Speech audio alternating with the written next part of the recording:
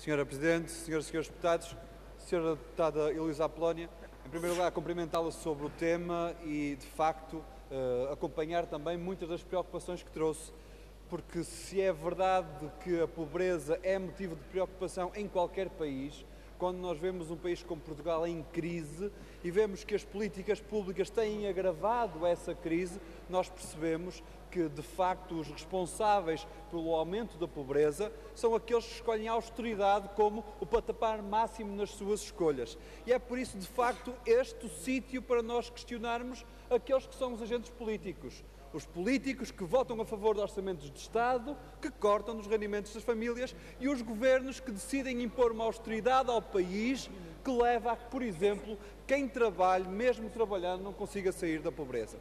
Mas a verdade é que o país não é todo igual. Há várias realidades e, consoante se esteja mais próximo dos desígnios deste governo, mais é a facilidade com que se vai fintando a crise ou até ficando mais rico com a crise.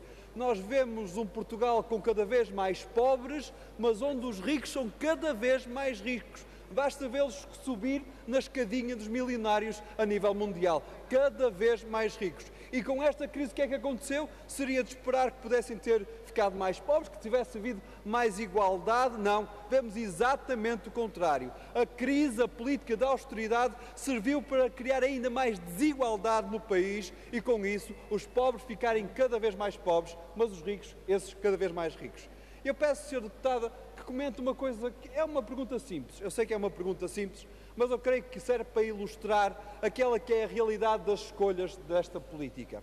Nós soubemos no último fim de semana que há uma administração que vai ser nomeada de um novo banco, o Banco de Fomento, e o mesmo governo que diz que não pode aumentar o salário mínimo nacional, que não se quer meter nessa conversa e que o congelou desde que está em funções, é o mesmo governo que diz que vai dar um salário de 13 mil euros a quem está na administração desse banco.